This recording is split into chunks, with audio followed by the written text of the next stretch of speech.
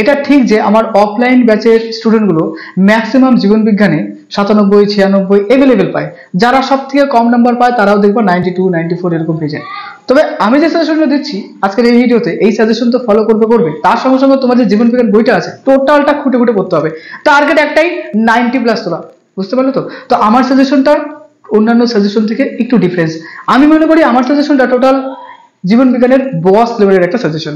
চলো শুরু করছি আজকের এই ভিডিওতে মাধ্যমিক অর্থাৎ ক্লাস 10 এর সেকেন্ড ইউনিট টেস্টের জীবন বিজ্ঞানের মোস্ট ইম্পর্টেন্ট কোশ্চেনের সাজেশন নিয়ে আলোচনা। মাধ্যমিকের জন্য বস লেভেলের সাজেশন এটা। দেখো দ্বিতীয় ইউনিট টেস্টে ক্লাস 10 এ জীবন বিজ্ঞানে কোন কোন চ্যাপ্টার থেকে প্রশ্ন হবে। দেখো প্রথমত 2 নম্বর চ্যাপ্টার জীবনের প্রবাহমানতা, এখান থেকে থাকছে জনন, সপুষ্পক উদ্ভিদের যৌন জনন, বৃদ্ধি ও বিকাশ। এখান থেকে কিন্তু মাধ্যমিকে একটা প্রশ্ন থাকেই থাকে 5 নম্বরের, আর তার সঙ্গে সঙ্গে 2 নম্বরের প্রশ্ন, 1 নম্বরের প্রশ্ন কিন্তু আছেই। টেকনিক্যালি পড়ো, সেরা নাম্বার তোলো। 3 নম্বর বংশগত এবং কয়েকটি সাধারণ জিনগত রোগ। এখানে দুটো পার্ট হয়, লাস্টের পার্টটা ম্যাক্সিমাম স্টুডেন্ট প্রিফার করে, তবে আমি বলবো সবটাই প্রিফার করো। আমি এই ভিডিওতে বলে দেবো যে কোন পার্টটা সব থেকে বেশি স্কোরিং। 4 নম্বর অভিব্যক্তি এবং অভিযোজন, এটাও কিন্তু মোস্ট ইম্পর্টেন্ট একটা পার্ট, মাধ্যমিক এখান থেকে প্রচুর প্রশ্ন থাকে। অবশ্যই বলবো যে ইউনিট টেস্টের জন্য এটা বস। প্রথমে দেখো প্রশ্নমান 2, 3, 4, 5। ভাবতে পারো 2 নম্বরের প্রশ্ন দেখেছো, 3 এবং 4 তো দেখোনি।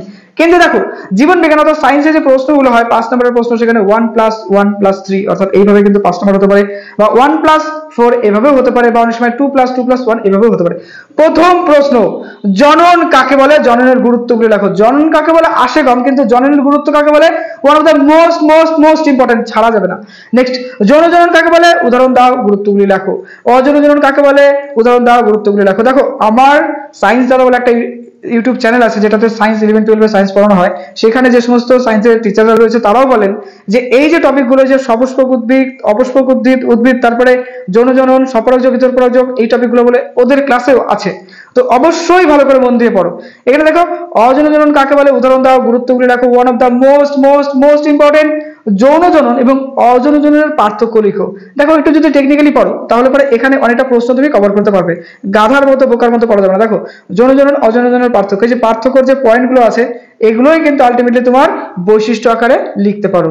কনসেপ্ট ক্লিয়ার তো? টেকনিক্যালি পড়ো, অল্প পড়ো, বেশি নাম্বার তোলো। নেক্সট, মাইক্রোপ্রপোগেশন কাকে বলে, এর গুরুত্বগুলি লেখো। One of the most important প্রশ্ন। নেক্সট, স্বপরাগযোগ কাকে বলে? স্বপরাগযোগের বৈশিষ্ট্য অর্থাৎ সুবিধা এবং অসুবিধাগুলি লেখো। এটা ওয়ান অফ দ্য মোস্ট, এখানে 10খানা স্টার লাগিয়ে নিতে পারো। নেক্সট, ইতরপরাগযোগ কাকে বলে? ইতরপরাগযোগের বৈশিষ্ট্য, সুবিধা এবং অসুবিধাগুলি লেখো। তারপর স্বপরাগযোগ, ইতরপরাগযোগের পার্থক্যগুলি লেখো, এটাও মোস্ট ইম্পর্টেন্ট। নেক্সট, বায়ুপরাগী, পক্ষীপরাগী, পতঙ্গপরাগী, জলপরাগী, পরাগবাহক এবং এই গাছের নামগুলি লেখো। 2 মার্কসের জন্য কিছু স্পেশাল প্রশ্ন তোমাকে দিলাম। One of the most important, দ্বিবিভাজন কাকে বলে, বহুবিভাজন কাকে বলে, কর্কোদ্গম, খন্ডিভবন কাকে বলে, পুনরুৎপাদন, শাখা কলম, জোড় কলম, কৃত্রিম অঙ্গজ বিস্তার, প্রাকৃতিক অঙ্গজ বিস্তার, অঙ্গজ বিস্তার। তুমি লাস্ট 5 ইয়ার্স 10 ইয়ার্স এর প্রশ্ন ঘাটো, দেখবে এই ধরনের প্রশ্ন কিন্তু আসছে। তাহলে যেগুলো আসছে সেগুলোকে টার্গেট করো, টেকনিক্যালি পড়ো। সায়েন্সের স্টুডেন্ট টেকনিক্যালি পড়তে হবে। নেক্সট দেখো ফানের জনকম সম্পর্কে যা জানো লেখো। ছবি সহ লিখতে হবে। ছবি অবশ্যই দিবে, ছবি না দিতে চাইলে যদি বলে যে ছবি দিতে হবে না, বা ছবির কথা যদি নাও বলে তাও তুমি ছবি দিবা, কারণ এটা বড় প্রশ্ন, 4 নম্বর 5 নম্বর আকারে আসে। টোটাল ডিটেলস লাগো, তবেই কিন্তু তোমার 90 আপ হবে, না নাহলে কিন্তু হবে না। ডিটেলস লাগো, ফুল নাম্বার তোলো। নেক্সট, আদর্শ ফুলের কয়টি অংশ, প্রত্যেকটি অংশ সম্পর্কে যা জানো লিখো, অবশ্যই এখানে ছবি দিবে। নেক্সট দেখো পুষ্পাক্ষ কি, ফুলের বিভিন্ন অংশের কাজগুলি লেখো। অটোগামী এবং গেমেটোগামী কাকে বলে, উদাহরণ সহ লেখো। এই প্রশ্নটা 2 নম্বর হিসেবে অনেক সময় দেয়। দিনেশেক সম্পর্কে যা জানো লেখো। প্রশ্নটা 3 নম্বর, 4 নম্বর এবং 5 নম্বর আকারে ভীষণ ইম্পর্টেন্ট, মিস যেন না হয়। নিষেক এবং নতুন উদ্ভিদ গঠনের শব্দচিত্রটি দেখো। দেখো এই যে পর্যায়গুলো আছে, অর্থাৎ কোন পর্বের পরে কোন পর্ব হচ্ছে সেটা সুন্দর করে তীর চিহ্ন দিয়ে আমাদের দেখাতে হয়। নেক্সট দেখো নিষেক এবং নতুন উদ্ভিদ গঠনের পর্যায়গুলি সম্পর্কে যা জানো লিখো। বৃদ্ধি বিকাশ কাকে বলে, সংজ্ঞাটা খুব ইম্পর্টেন্ট, এদের মধ্যে সম্পর্কটা মোটামুটি ইম্পর্টেন্ট। বৃদ্ধি বিকাশের পার্থক্য কিন্তু আবার খুব ইম্পর্টেন্ট, 2 নম্বর 3 নম্বরের প্রশ্ন আকারে দেয়। বৃদ্ধির পর্যায়গুলি লেখো, এটাও 2 নম্বর 3 নম্বর আকারে ইম্পর্টেন্ট। নেক্সট, বংশগত এবং কয়েকটি সাধারণ জিনগত রোগ। এই চ্যাপ্টারে 2টো পার্ট হয়। যে সমস্ত জীবন বিজ্ঞানের স্যারেরা রয়েছেন বা বায়োলজি স্যারেরা রয়েছেন তারা কিন্তু এই ব্যাপারটা ভালো করে জানে। তোমরা নতুন স্টুডেন্ট, তোমরা ধীরে ধীরে জানবে, টেস্ট পেপার ঘাটো, দেখবে এই চ্যাপ্টারে 2টো পার্ট হয়। প্রথম পার্টটাকে ফোকাস করো, দ্বিতীয় পার্টটাকেও ফোকাস করো, কিন্তু একটা পার্টকে সব থেকে বেটার তুমি প্রিপারেশন করে রাখো। দেখো ফার্স্ট পার্টের যে প্রশ্ন, বংশগতি কাকে বলে, লোকাস কাকে বলে বা অ্যালিল কাকে বলে, সমসংকর, বিষমসংকর, জিনোটাইপ, ফিনোটাইপ, প্রকট, প্রচ্ছন্ন, ইমাসকুলেশন ইম্পর্টেন্ট আছে, অসম্পূর্ণ প্রকটতা, কাকে বলে বা সংজ্ঞা আসতে পারে। তারপর দেখো পৃথক বিবরণের সূত্র, স্বাধীন বিন্যাসের সূত্র। এই প্রশ্নটা প্রিভিয়াসের প্রশ্ন ঘাটো, দেখবে যে কতটা ইম্পর্টেন্ট এই প্রশ্নটা। হেটারোক্রোমেটিক এবং হোমোক্রোমেটিক কাকে বলে, এক্স এক্স এক্স ওয়াই পদ্ধতি কি, এটা মোটামুটি ইম্পর্টেন্ট। নেক্সট দেখো মেন্ডেলের সাফল্যের কারণগুলি লেখো, এটা one of the most important, miss যেন না হয়। এই প্রশ্নটা ঘুরিয়ে দেয় যে পরীক্ষায় মেন্ডেল মটর গাছকে কেন নির্বাচিত করেছিলেন, প্রশ্নটার উত্তর একই হবে। মেন্ডেল নির্বাচিত মটর গাছের 7 জোড়া বিপরীতধর্মী বৈশিষ্ট্যগুলি লেখো। এই যে দুটো প্রশ্ন দিলাম, এই দুটো প্রশ্ন কিন্তু ভীষণ ইম্পর্টেন্ট, যেন মিস না হয়।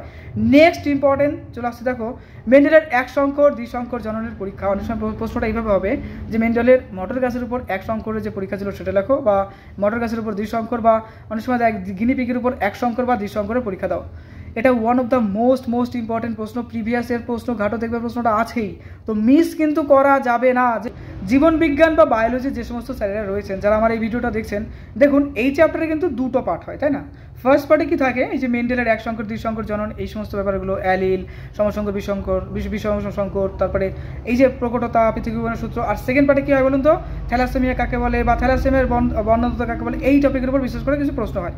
তো দেখো যারা নতুন স্টুডেন্ট, তোমরা নতুন মাধ্যমিকে উঠছো, তোমরা এই বিষয়টা ভালো করে জানো না হয়তো, কিন্তু টেস্ট পেপার ঘাটো, তাহলে দেখবে যে এখানে দুটো পার্ট রয়েছে, আর এখান থেকে মাধ্যমিকের প্রশ্ন কিন্তু হয়ই হয়। দেখো সেকেন্ড পার্টের যে প্রশ্নগুলো রয়েছে সেগুলো ভালো করে খেয়াল করবে। ফার্স্ট পার্টটা প্রিপারেশন নাও, অনেকের ফার্স্ট পার্টটা বোরিং লাগে, সেকেন্ড পার্টটা ভালো করে প্রিপারেশন করে, কিন্তু আমি আমার দিক দিয়ে বলবো যে তুমি দুটো পার্টকেই ক্লিয়ার করে রাখো, দুটো পার্টই ভালো করে পড়ো, তার মধ্যে সেকেন্ড পার্টটা সব থেকে বেটার প্রিপারেশন করে রাখো। যে প্রশ্ন আসুক অ্যান্সার করো, ফার্স্ট পার্টটাকে অবশ্যই ফলো করো, কিন্তু প্রিফারেবলি অর্থাৎ তোমার পছন্দসই পার্টটা সেকেন্ড পার্টটা করো, কারণ সেকেন্ড পার্টটা অনেকটা স্কোরিং আমি বলবো।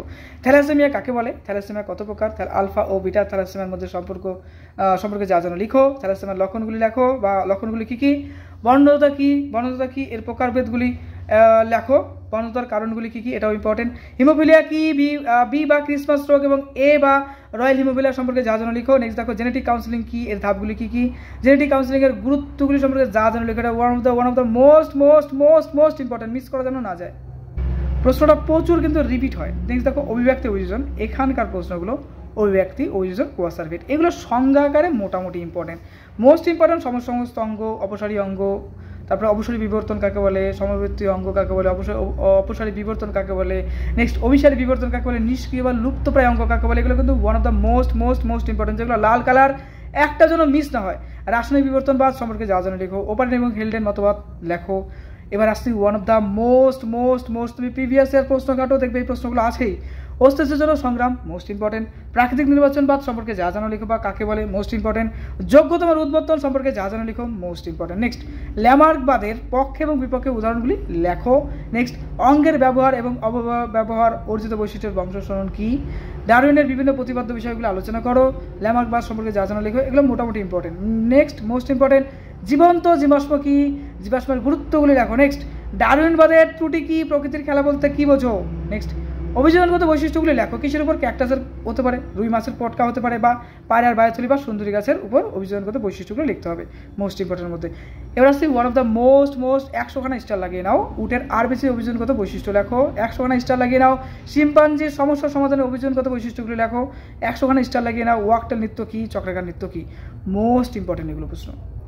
যে সমস্ত বায়োলজির স্যার বা জীবনবিজ্ঞানের স্যাররা দেখেছেন তারা কিন্তু অবশ্যই জানেন এটা ইম্পর্টেন্ট। আর তোমরা যারা নতুন, তোমরা টেস্ট পেপার ঘাটো, অবশ্যই নিজের অ্যানালাইসিস নিজে করো।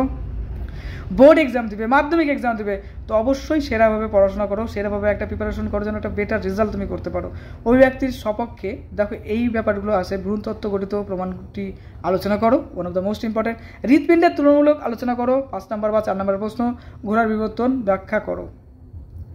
তো প্রশ্নগুলো দিলাম, অবশ্যই এই প্রশ্নগুলো ফলো করো। আর খুঁটিয়ে অবশ্যই আমি যেটা বলবো যে তোমার যে টেক্সট বইটা রয়েছে সেই টেক্সট বইটা খুঁটিয়ে পড়ো, কারণ বিজ্ঞানের ক্ষেত্রে খুঁটিয়ে তোমাকে পড়তে হবে, তবেই একটা ভালো একটা স্কোর তুমি করতে পারবে। আর এখানে অনেক টপিক রয়েছে, আমার সায়েন্স দাদা চ্যানেলে যে সমস্ত 11-12-এর স্যারেরা রয়েছেন বা ম্যাডামরা রয়েছেন তারা বলে যে এখানকার অনেক টপিক রয়েছে যেটা 11-12 বায়োলজি আবার আছে। তো অবশ্যই ভালো করে প্রিপারেশন করো, টার্গেট রাখো একটা বড় কিছু করার। Inviting letter for all to join science. মাধ্যমিকের সায়েন্সের সাবজেক্টগুলো এত ভালো করে পড়ো, একটা সেরা স্কোর করো, আর টার্গেট রাখো ক্লাস 11-12-এ সায়েন্স নিয়ে পড়ার। আমি যে সাজেশনটা দিলাম এই সাজেশনটা অবশ্যই তুমি পড়বে। এর পাশাপাশি যদি পারো তুমি তোমার টেক্সট বইটা খুঁটে পড়ো, তার জন্য সব থেকে সেরা রেজাল্ট করো। বোর্ড এক্সাম কিন্তু একবারই দেবে, তো সেই বোর্ড এক্সামের নাম্বারটা যদি খুব ভালো ওঠে নিজের কাছেও কিন্তু তোমার খুব ভালো লাগবে। ওকে, যদি সায়েন্স দাদা অর্থাৎ আমার চ্যানেলে অর্থাৎ দাদা ক্লাসমো তুমি যদি নতুন হও অবশ্যই সাবস্ক্রাইব করে দাও, সাপোর্ট করো, মন দিয়ে পড়াশোনা করো আর খুব ভালো থেকো।